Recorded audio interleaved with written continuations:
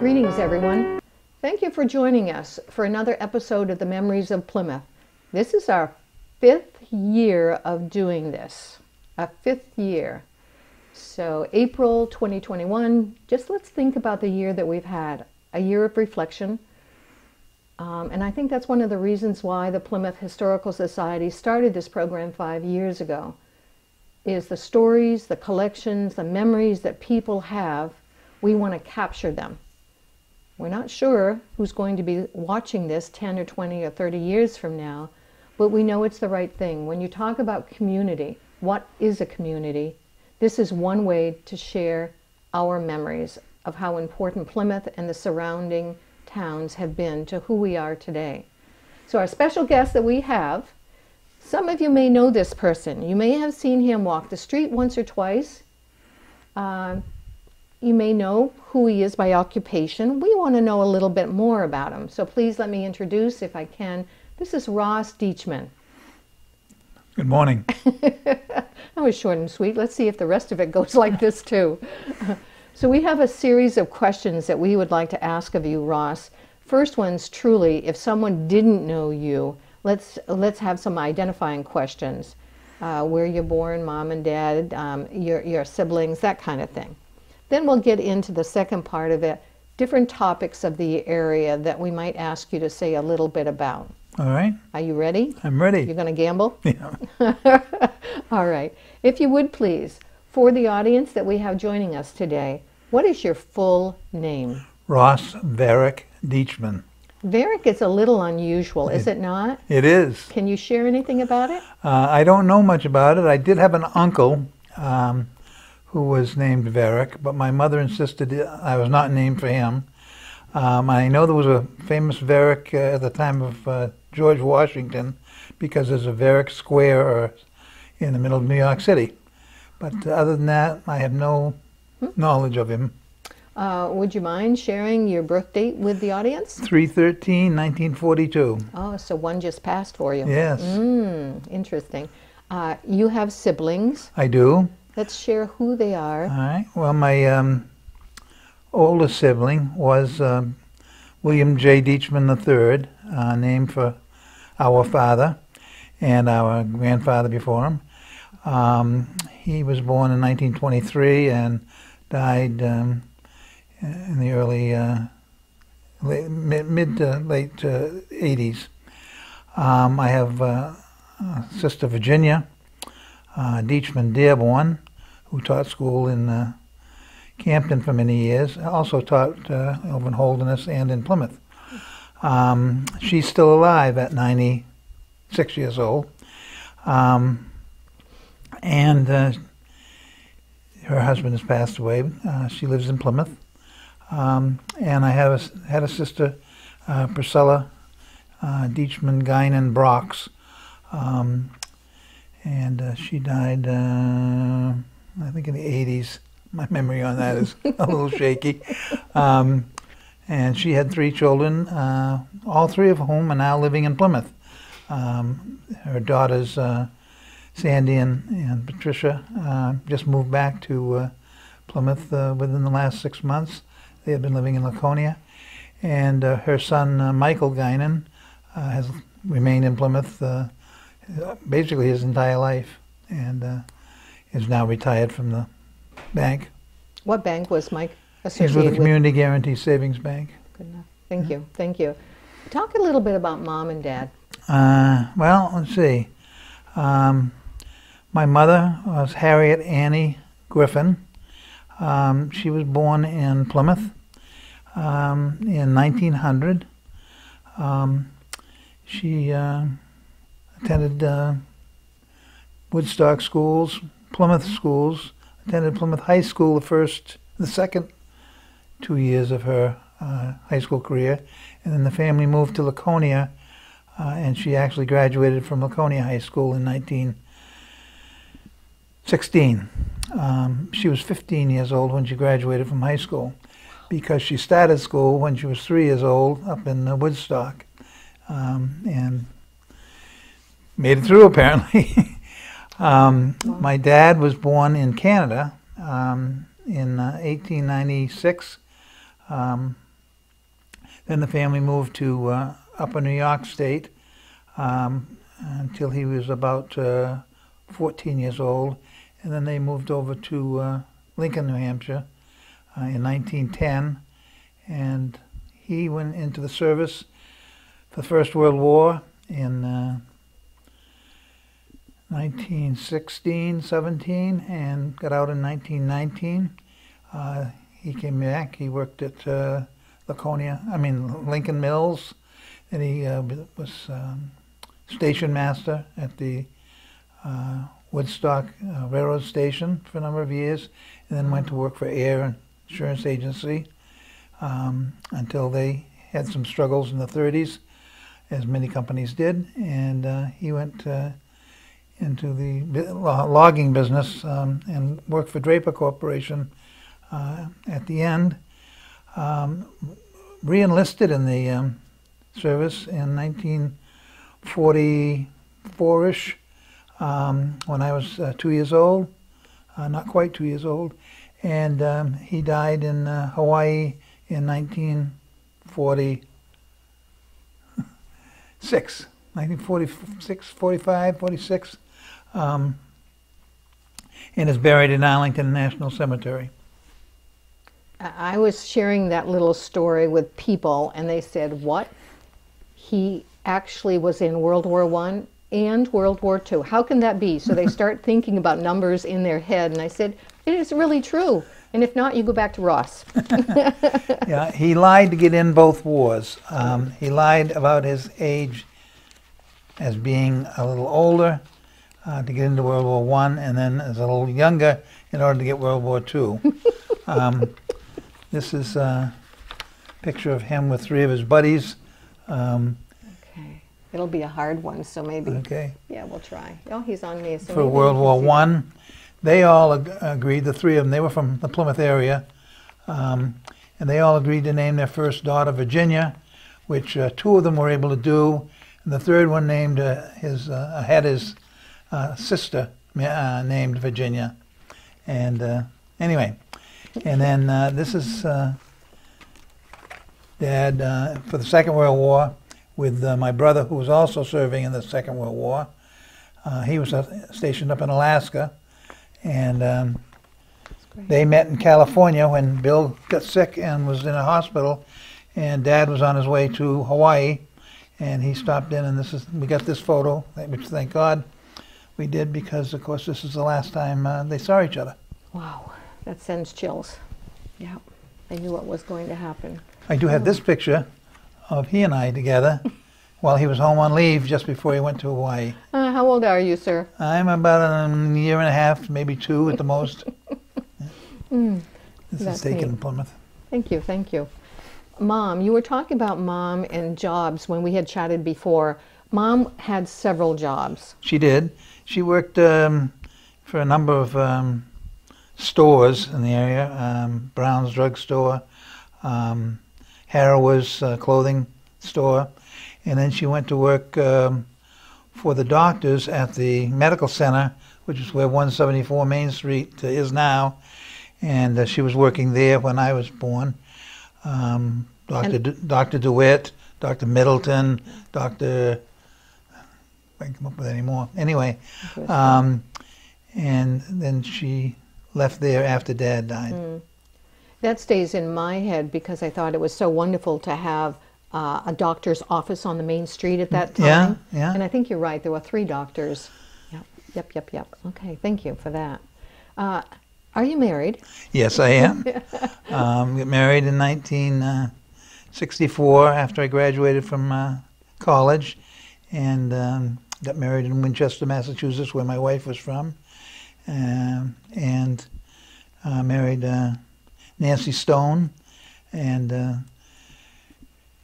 we lived in Billerica early on for me to go to law school, and then we moved to Winchester, Mass for my last year of law school, and then moved up to Dover for my first job after I got out of law school.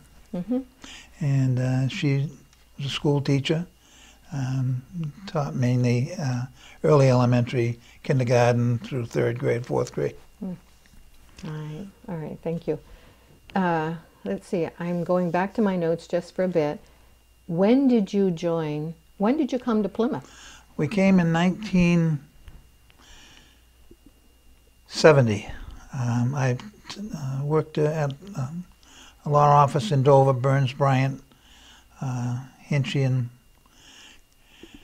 Netto, and worked there for 3 years. And then Walter Murphy had Bill Batch go on the Superior Court, and he was looking for a new associate.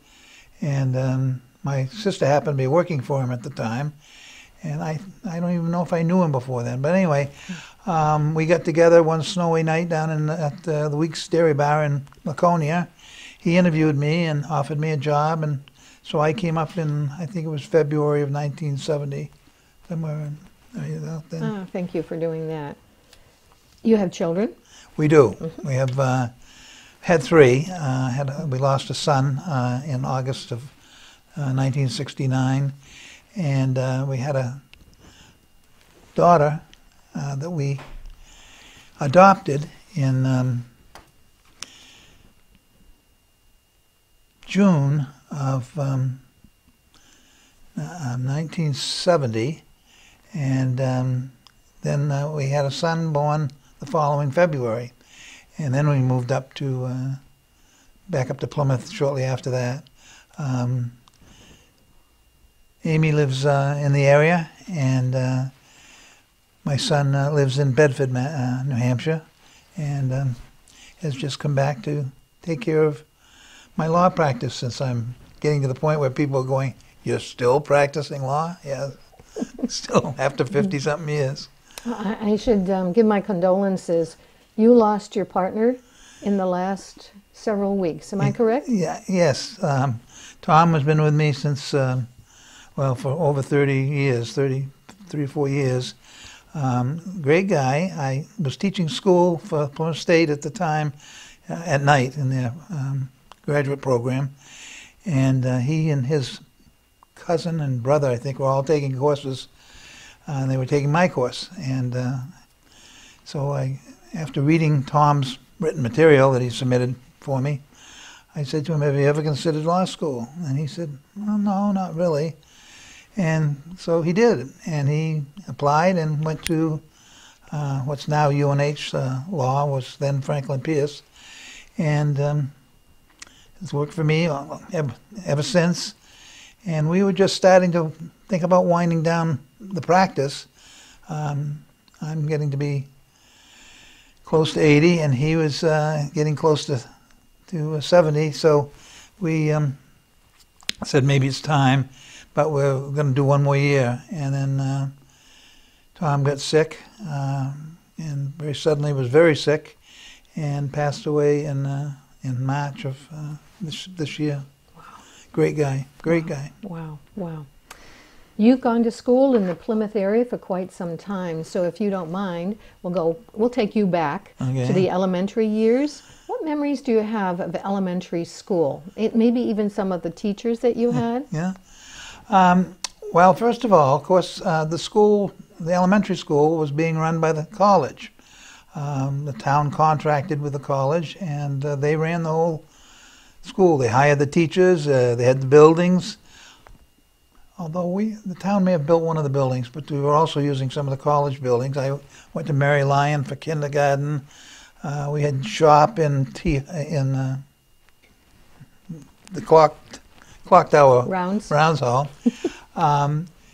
And let's see, we had Mary Sanderson, Brad Ames. My 5th grade teacher, Pauline Spitzner. Yeah, Pauline Spitzner. She actually did, we were divided into groups back then, A and B groups, and she had the A group and I was in the B group, or vice versa. And so I had somebody else. I had Mrs. Potter in the 2nd grade. God, you're dragging this up. Let's see. I think that's about all I can do right at the moment. And Mrs. Potter was 2nd grade? 6th grade. 6th grade. And then she ends up being in high school later on. She did. Talking about the same Yeah, one. Yeah. I think, and some of the students would have had her in potentially both. Wow, interesting. Really interesting. What was fun about elementary school? Well, we were walking back then. I don't even remember there being buses, but maybe there were buses. But most of us, of course, lived in the immediate area. There were people that came in from outside, like down in the southern part of town and out in the western part of town. But I think their parents brought them in, or some other way. But we walked, and it was fun because we'd meet people every day from, I was over in Pleasant Street area, and so we'd meet up with people from Keble Street and Winter Street and all that, and we'd walk across, and then we'd go home for lunch. We didn't have any lunch program that I'm aware of. Maybe some kids brought bag lunches, but we didn't have any hot lunch, that's for sure. And so those of us who could hoofed it home. I don't know how much time we had. It couldn't have been maybe a half an hour, 45 minutes at the outside. Wow. And the other fun part was that some of us got an opportunity to work on the streets as we got into 7th and 8th grade to get kids across, the Highland streets and all of that, so that we got to leave class early because we had to get out to stations, and the teachers weren't always happy about that. That's what we call the patrol council. Yeah. Am I correct? Did you have a badge or anything that went with that? I didn't bring it. I'm sorry. That's I still have it, and the white sheath that went across your chest, and I still have that. But, really prestigious. oh yes. Yeah, this is good. Yeah, we had lieutenants and captains and all that kind of stuff. And again, for those people, you had to cross, let's see, Highland Street. Highland Street. And that was considered pretty heavy traffic, even at that time. Yeah, yeah. And you were there for the security We were right up part. by the fire station where. Yeah, I remember that. Extracurricular. When you were in elementary school, middle school, were there outside activities, after-school activities that you were associated with? Did you play sport at all? We played sports, but the sports were not run by the school at the time that I recall. Maybe they were, but my memory is that we would have Plymouth Youth Council ran basketball, they ran baseball. Not too much for the girls, but for the boys. I don't remember any football in elementary school. It was mainly basketball and baseball. The name I associate, and I may be wrong with my little historical background, is Luther Pollard. Do you remember the name Luther Pollard? Oh, sure. He was a town clerk at one time. Oh, all right. But he was also coaching. Oh. Yeah, so I found that interesting. And he did a little bit with the high school, middle school, but also with the college. Okay. And the name just resonates probably because he lived in my area off of Pleasant Street. Right. I think. You're right. Yeah. Yeah. Where did you go to high school? Oh, so my mother was a little concerned that she was a single woman back then and raising then 14-year-old, soon to be 14-year-old boy, and she was 50-something years old. And so something triggered her mind to start looking around, and she looked at Holderness School. I don't know why, but somebody suggested it. And so in June of 1956, we went over and were interviewed at Holderness School, very late because the school year was starting, of course, that following September. But thankfully, I guess they invited me to attend, and she went with her sister to see a card. Those people who deal. See the future? Huh? Yeah. See the future? And they said, "What do you?" Oh. I don't know. Got talking about what they were going to do, and she must have raised the issue of my future schooling. And he said, "Well, you should be looking into something to do for your son." So, anyway, her son went to Holderness School for 4 years, and. So this fortune teller knew what he was doing. Apparently, I never pursued that very far, but yes. That's neat. Thanks for doing that. Let's see, 1, 2, 3, 4. What How did you get there? Were you living in Holderness at the time? You're still in right Plymouth? Pleasant. I always lived in Pleasant Street. And so I had to walk because my mother didn't have a car. And so I would strike out to go over to Holderness. Of course, I had to go down to Samaha's Corner and go over the bridge and walk across the Intervale. Fortunately, the Fioris and several other faculty members, as well as some parents of students, well, there weren't a lot then. There were like 10 or 12 of us. But whatever parents lived in Plymouth would pick me up and give me rides across, and would pick me up in the evening after our evening meal over there. And if I had any other activities, I could ride over with them because I had no other way to get there. All right. So you graduate from Holderness School, and then off you go to Durham. Yeah. 4 years? 4 years. We could have gone, I could have gone 3, as it turned out, I could have gone 3 because there was a program then between UNH and BU that you could go 3-3 and then count your first year of law school as your senior year of undergraduate, get your diploma from UNH, and then get your diploma from BU after you graduated. Well, that's really progressive. It is. Very progressive. But I didn't do it. I was having a great time at UNH. Whoops. I didn't want to go anywhere. Well, I think the college, Plymouth State University, is considering a 3-for-1 now. So you can get your undergraduate degree perhaps in certain fields in 3 years and then get your master's in that 4th year. But that's a lot of time from when you went and they're going. Well, so, not that much time.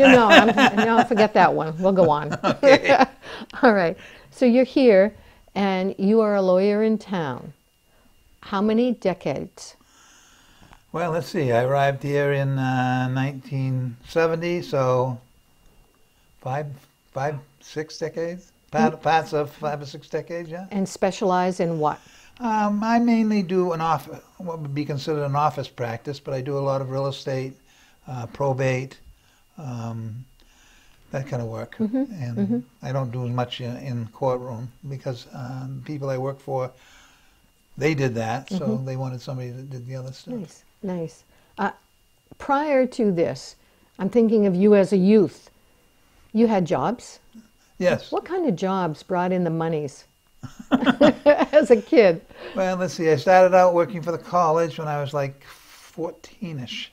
I washed dishes for their summer program and worked for Maud Miller. She was the head of the kitchen back then. And I was delighted to have a program, a job like that.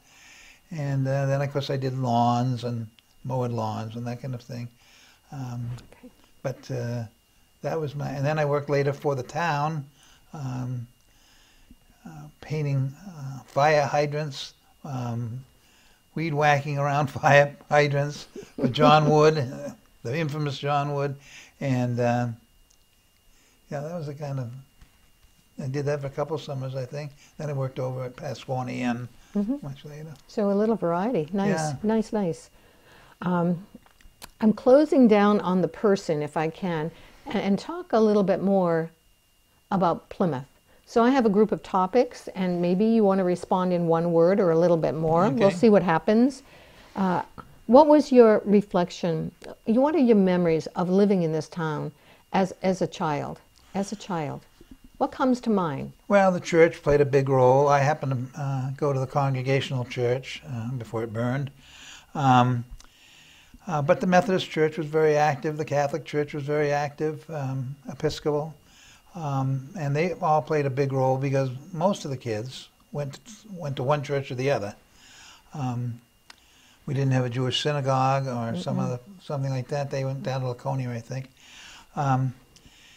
And we had, as I said earlier, the Plymouth Youth Council would run programs for us, and that was terrific.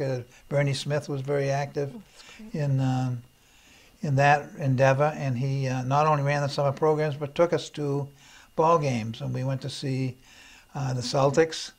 We went to see the Red Sox. I have back in my files pictures of us at the Red Sox game.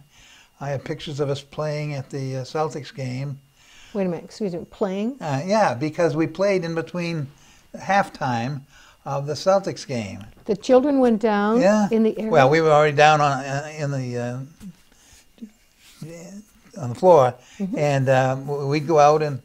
Now the interesting thing about that one was you had to be less than 100 pounds, and there were several of us that struggled to capture that weight, and we didn't do any sweating or anything like that. But I think they lightened up a little bit on the scale so we could make it. I remember Denny Day and I were two of them had trouble making that, but I did make it, and I went on the floor and played, and we got to meet the players, and it was terrific. Wow.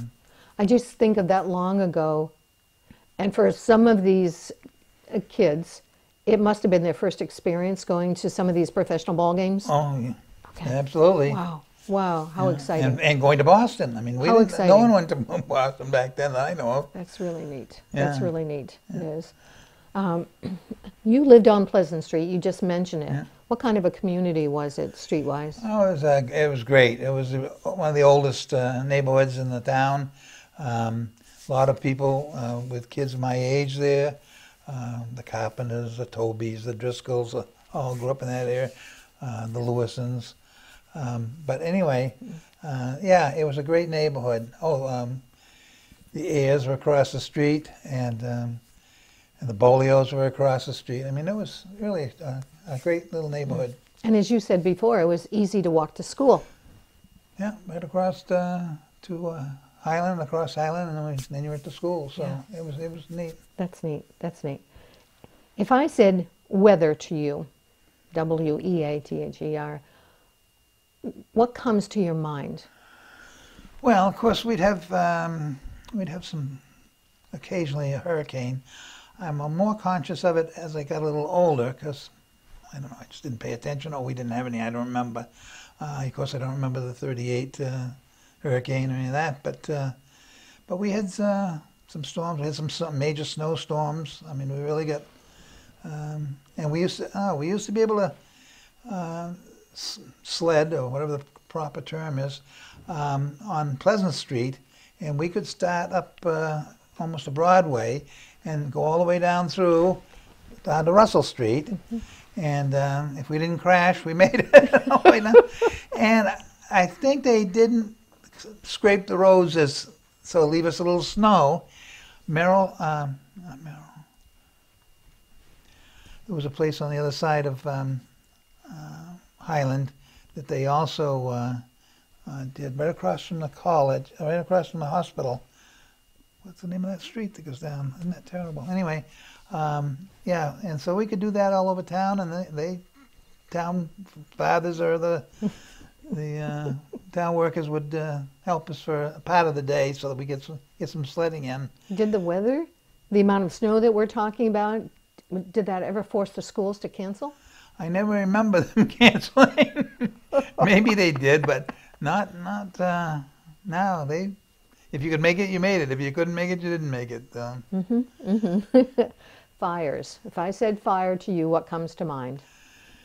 Well, I don't remember it very well, but it happened during my lifetime. We lost a big store on Main Street. O'Brien's? Where O'Brien's is now, right? Mm-hmm. But that was in 43. I think you're right. And so I don't think my mother took me down to that. So, but it happened.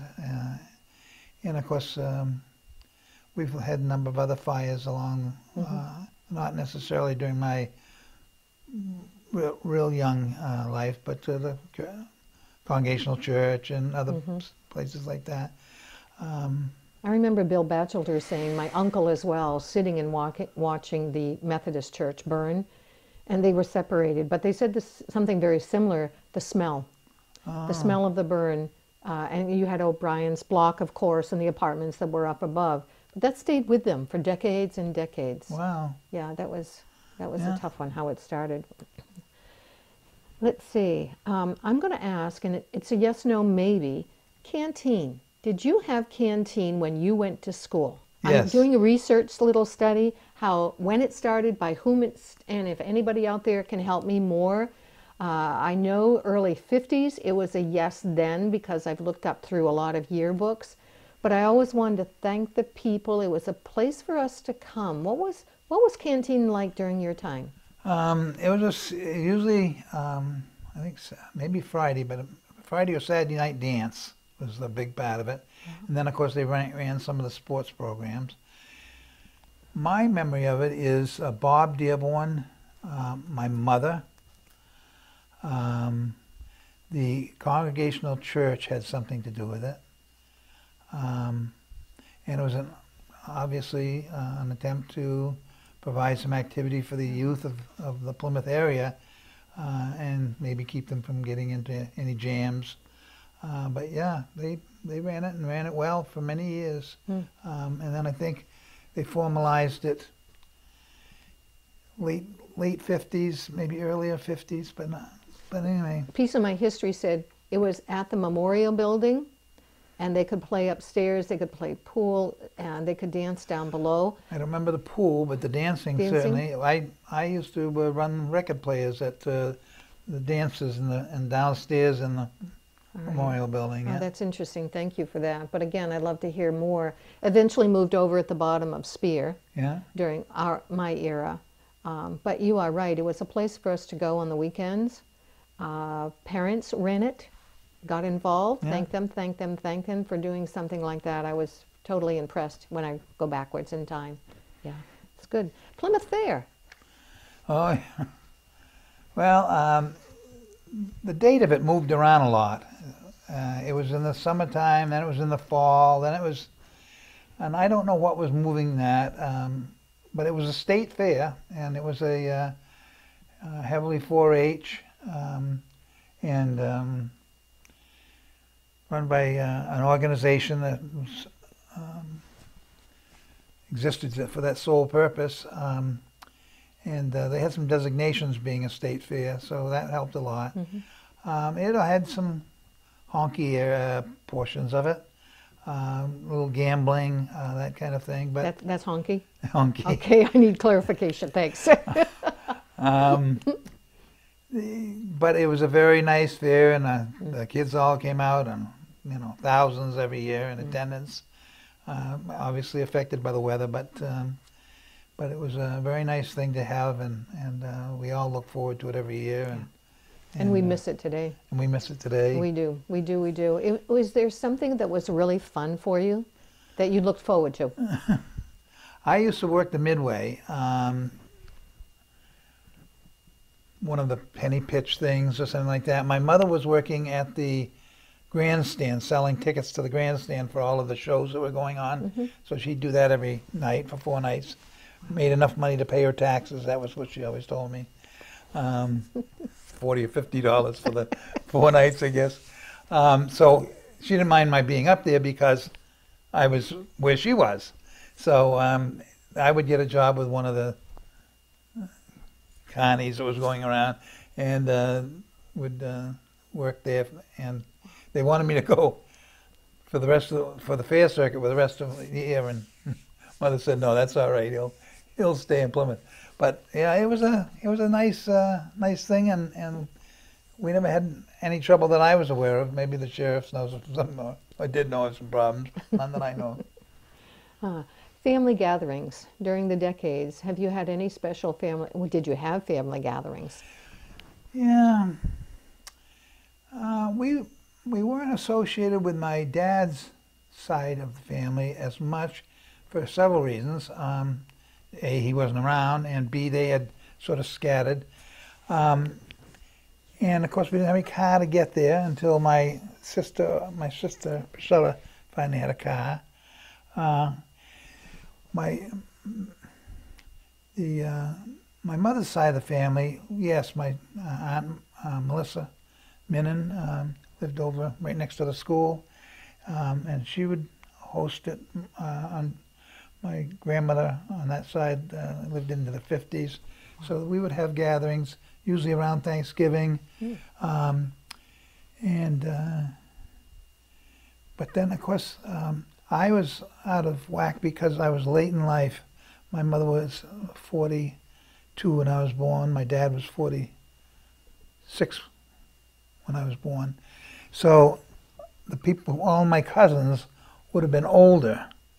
And so they were into their own lives at that point. So pulling them all together for family gatherings was not as easy. But we had some, yeah. Where the Minins lived, I'm trying to think, and I can't do it, a blank. The street that ran up there, for the audience again, that had people who owned homes there, Yes. right in the midst of the university at that time. That And I school. can remember her living there, the Minins. Yeah. And they only had to walk people 50 feet, I don't know, 100 feet to go to school. Yeah, It was that close. And I think that's attractive to a lot of people. We were so close to school. We could go, as you said, walk home. You could do an activity after school. You didn't have to worry about the buses, which a lot of people had to do. Yeah. That was a determining factor whether or not they would do an extracurricular, because if they missed the bus schedule later on, they had to walk home. Yeah. Interesting. And then that name is a blank. That street name is a blank. So I'm going to have to go back to some old maps, I think, on that one. Major changes in town that you have seen over the years. Well, it's not hard to identify that Main Street has changed. I think maybe it's coming back, but it certainly changed when we lost Adams Market, the First National. Fortunately, we hung on to Volpe's, Aha's, and places like that. But yeah, we had garages around Main Street, and they moved out because there wasn't room for the cars anymore and that kind of thing. Down where Fat Fish is now, that was a big garage, Deming Chevrolet. And then, of course, Tenny Mountain, much later on, but it started pulling away things and now has pretty well filled itself up, and so maybe we're backfilling a little bit on Main Street again, which is wonderful, because we need a Main Street, and we're very lucky to have one, and still have some businesses on it. There are some small towns around that surround us that do not have what we call a main street. Yeah, yeah. Yeah, so we are lucky to be able to have something like that. And for me, it's love of the common, a central place. It Yeah. always drew people in, which is neat. And I'm not sure on this, I may be wrong, I think 12 gas stations Oh, yeah. at one time. Yeah, yeah, they certainly were. Amazing. Where were they? Where were they? That kind of thing. Yeah. Yeah. People that have affected you from the town over your time, are there one or two folks that had an influence? Maybe they're not even here anymore, and this is your way of saying thanks. Well, of course, the ministers at my church, Dean Hodges, Kyle Schultz, some of those people had a big influence on me because of my mother. I was very active in the church. And then people like Buddy Carpenter was always an influence. He lived across the street from me, and one of his kids was in my class. Which one, may I ask? Tinky, he was Arthur Jr., but Tinky, who I think is out in Arizona now. He is. He and John, both. Okay. And those are several of the people who, of course, I had no father, so I was always, I guess, maybe looking for somebody to fill that role. And these men, the ministers and Buddy, and I'm sure, Charlie Evans was the father of another friend of mine. They played a role. Whether they knew it or not, they played a role. That's neat. It's people, as you've just mentioned. I'm working with the Carpenters now to put the history, because they had several businesses that we are aware of. And I'm thinking, Buddy Carpenter, if we could have him here and listening to some of his stories, those are things that, yeah, we remember. Thank God you're doing it now, so that we'll at least capture this part. Yeah. All right, thanks for doing that. Celebrations. We had one recently in 2013, our 250th. We go backwards, 1963. Do you remember either of those, where you were, what you did? Yeah. Of course, I was involved in writing on part of the history of the town for 5 decades. And then I attended the big celebration and went to some of the other venues that the group provided. I was here for the 63 and the 78, the bicentennial of the country. Was a very nice event that the people of the town of Plymouth put on. So yeah, and I always saw that the town just got into it. They would ask people, and they produced and got dressed up, or ran something, or brought their goods down so people could see them, and it was terrific. I think the town has done a good job through the years of doing that. I've read something of the 1913 one, but of course I wasn't here for that. How come? All right, let it go. Let it go. I guess I'm thinking of time capsules. We still have a couple of time capsules. We do? Yeah, they're coming up. They're coming due. I've been researching to see what were in them.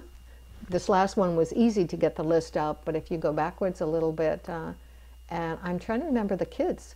I think it was Fontaine's. Yeah? I think so. The children that had put items in, etc.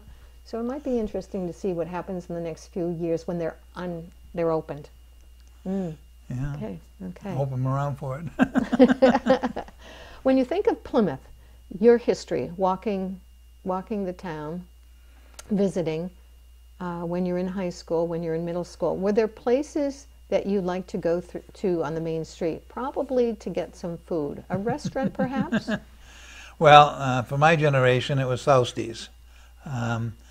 After every ball game, they stayed open long enough for the kids to go down and get their French fries and whatever else they needed. And then I could walk up over the hill past the Plymouth Inn that is not there any longer. That's right. But that was one of my favorite. Newbury's had a nice restaurant for a while, and we would go there for lunch, breakfast, and until that disappeared. Of course, the other drugstore, Farley's drugstore. Was it Farley's then? Yeah, Farley's, sure. They had a little eating area in there for lunches. Did they all? I'm trying to remember. Geyer's had one. Farley's had one. Did York's drugstore have one? Did they have a counter? They did. So all three. I don't remember Geyer's, but York's. I used to lug donuts from Mrs. York's down over the hill, and one day I missed the turn, and the donuts went. Oh my gosh. Yeah, on my bike. I'd be riding my bike down from her house. Oh my gosh. Oh my gosh. No, I think that's one, for me, an oddity is in such a small town that we had at the time, we had 3 pharmacies, each of them with a counter, I believe. Yeah. I couldn't believe it. And they were after Brown's? Yes. They were after Brown's. All right. Fun. Let's see. 1, 2, 3, 4. Outside of memories of foods. Well, let's switch. Did you have a best friend? Yes. I met him, as far as I can remember, I met him the first day of kindergarten. It was Dick Evans. Dick lived, well, I think down on Russell Street at the time. I can't remember whether Charlie and Elizabeth lived somewhere else. They had a house down, I think John Dobkin and Gail live right down in that area now, right at the top of Crawford Street as it strikes Russell Street. And Dick and I hit it off, and we were together, still together to this day. I just talked to him the other day, and I play golf with him in Florida in the wintertime. So he and Billy Driscoll, who lived in the area, Larry Kays. Yeah, we still all hang out together. Larry was my college roommate. Dick was one of my ushers at my wedding. we're just a group that hung out together, and we still do, still play golf together. And That's great. That is great. Yeah. That is great. I'm the only one left that still lives. Oh, Billy's moved back, but only one that still lives in Plymouth. But they still have an affinity for Plymouth. So Dick and Susan, they're not too far away. Are they Bristol? they're in Bristol I'm in trying to the summertime. Yeah. That's another invitee for a future interview, maybe. Yeah. That yeah. would be fun. Oh, That would be her fun. memory's great. That's good. Let's see. I'm trying to. Oh, I didn't want to do that one. Political upheavals. You can pass if you want to on this one, but I usually ask this question. During your lifetime, local, state, maybe even national, were there some political upheavals that stayed in your mind? Probably the one that, if you have anything local, it would make a connection to the folks that are listening today. Yeah.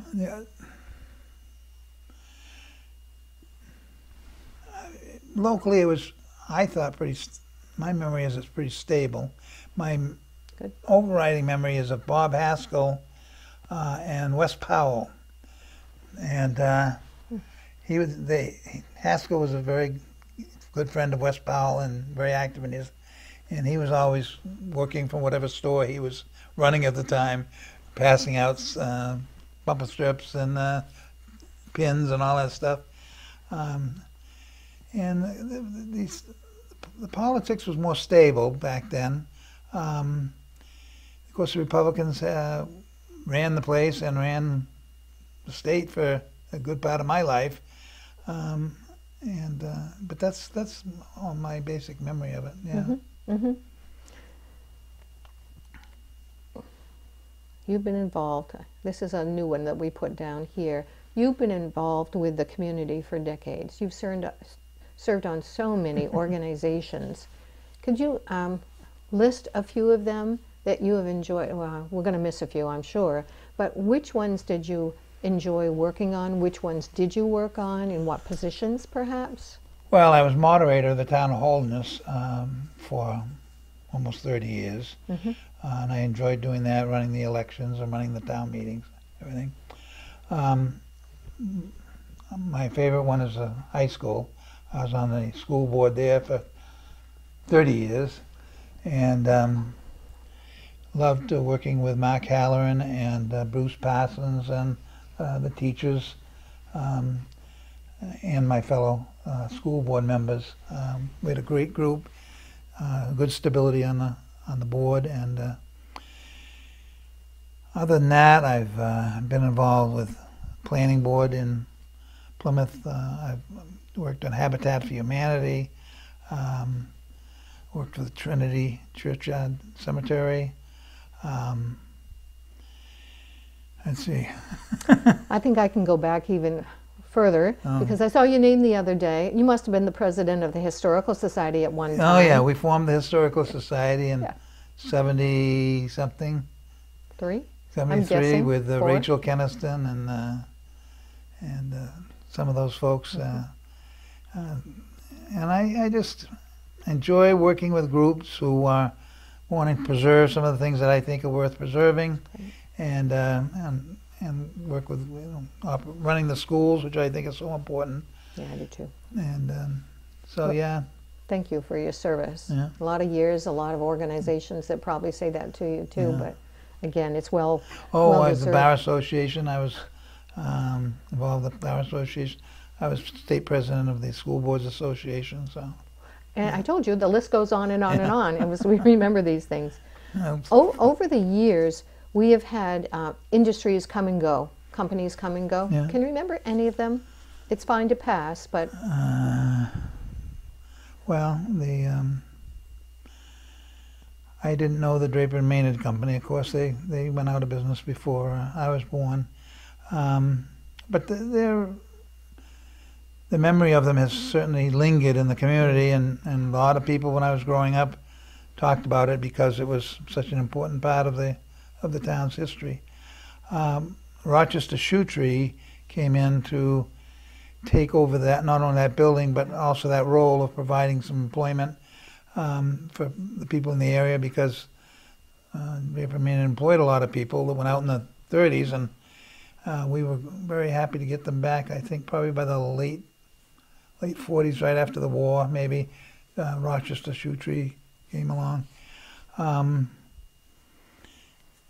than that, most of them were out of the area for that size business. There's a lot smaller businesses that. Well, Draper and Maynard was the largest employer we've ever had Yeah, in this town, and that's a heavy if you compare it to a very large college that we have today. Yeah, Just yeah. impressive how many worked within and around. Yeah, very good on that one. Did you bring an artifact, maybe a few things to share with us? Just a couple. All right. We have another 5 minutes, and so I'd love to Okay. see what you want to share with the audience. Sure. All right. I just wanted to show you this. This is my mother and father's marriage certificate. Next month is the 100th anniversary of their marriage in the Congregational Church in 1921, and so I just brought that along so you could see that. Can I touch? Oh, sure. Oh, all right. The golden bond. The golden bond. Oh, that's neat. As any of you may know that has followed along with the work done by Louise and others on the history of Plymouth, I've always been a lover of the Draper and Maynard Company, and I've donated a bunch of stuff to the Draper and Maynard Company of the Draper and Maynard Company to the Historical Society. But one thing I have not given them is my miniatures and the like. And so I thought I'd bring along these. These were put out as just, they were called salesman samples. They were also just little cutesy things that you could give to your kids as if you put them in. Do you mind? No. After I start touching them. All right. Just as long as they go home with me. And these leather ones, of course, were all made here in Plymouth. Now, this kind of a thing, which is a strike and ball indicator, was not. They had it made somewhere else and put the dog on it. These are used in their advertising campaigns. These would be laid on a printing press, and they'd ink them all up and then stamp them and produce newspaper advertisements, that kind of thing. Wow, this is really hefty. Yeah. Oh my gosh, what's it made out of? This is Lead, it must be. It's so heavy. I've never held one so heavy before. This is a whistle for any umpires, and again it has the D&M logo on it, but not made here in Plymouth. These are tees for golf. They're not made here that I know of. I brought a couple of other things. This is a key to the old Penny Hotel. Oh my gosh. Outside door by the men's toilets. Who wrote on it? Do you know? I have no Any idea. Pemmy Hotel, outside door by men's toilets. Absolutely right, Ross. And we had another company, which was the Ed Maynard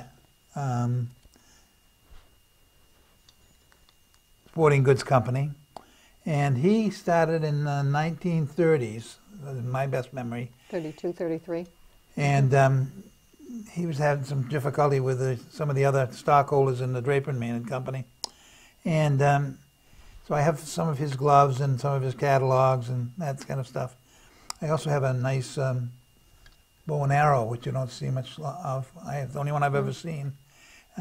He didn't make it here, but it has his stamp on it. Mm-hmm. And this is for fishing line. And thanks. It's got the signature on it. Stamp, Plymouth, New Hampshire, Ed Maynard, and the little white dog on it. What did they call it then? I would have to go back to my book. I'm sorry. It changed over time, folks, as I'm sure you're aware. And another little just gimmick, the giveaway gimmick. It's obviously a bat, but it has a stamp of the Draper and Maynard Company on it. So those were some of the things it's a hook. And you did boots, lacing up boots, and I forget who the heck is. Oh, Bachelor's Shoe, Shoe trade. which is where the post office is now.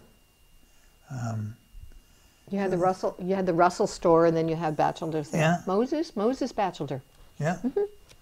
So anyway. Neat. You are a collector thereof. Oh. I have boxes and boxes, and don't tell my wife. I have boxes and boxes of materials that I've collected through the years, and this is just a little bit of it I brought along. This is my dad's service, and Nice, beautiful. but that's all right. This is my mom and dad up at Three Ponds, Where's Three Ponds? Help me. Ellsworth. Ellsworth. All right. Yeah, the Lovebirds. Wow, long time ago. Look at the Long, outfit, the yeah. clothing. That's neat. Yeah. Anyway, Ross, if you had a group of kids today sitting by you, they're listening, and we're at the end of the conversation, which we are, what might you say to them? They're the next generation to come. You've been here so long, you've given so much of yourself to the community, and people thank you for it, but what wisdom do we have? What wisdom do we have? Some words that might resonate with what they've been going through in the last year, how important community is. I don't know, but I've been encouraged in the last few years to see some of these kids who graduated from high school, went off to college, found a job in Boston or New York or something. Some of them are starting to come back, and maybe they aren't moving back for their entire life, but they bought a cottage up in Campton, or they bought something over in Squam Lake or whatever, because they want to reconnect with the ambiance of what is here, the undefined and probably undefinable essence of what this community, like many other communities, but this community that we know, gives you if you grow up in it. And I'm encouraged to see that people, my nephews and nieces, my son coming back to run my law practice, and he isn't moving up here, but he's wants to maintain that contact just enough to be part of it. And I think it's just wonderful, and I hope that they appreciate what they've had and can help in whatever way they can to make it continue. It will never be the same as it was. It can't be.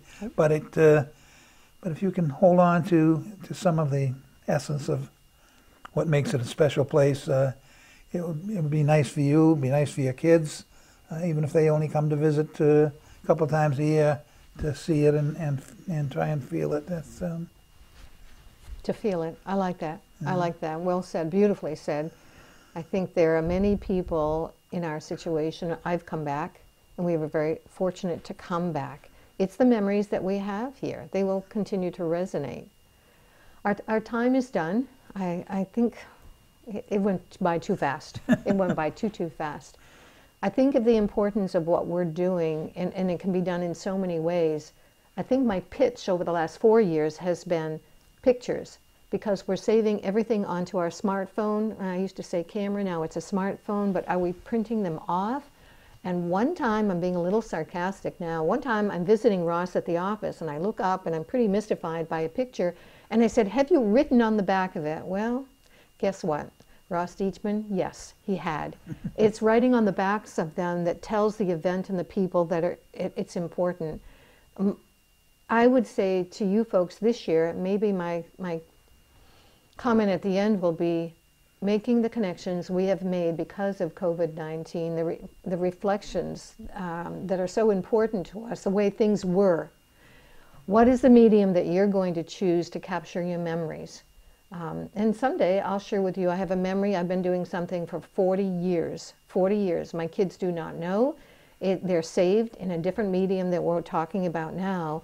But these oral histories that we've done today, if those kids that we're talking about, now adults, come back, it's because of the memories that they have of that time, and they want to revisit them.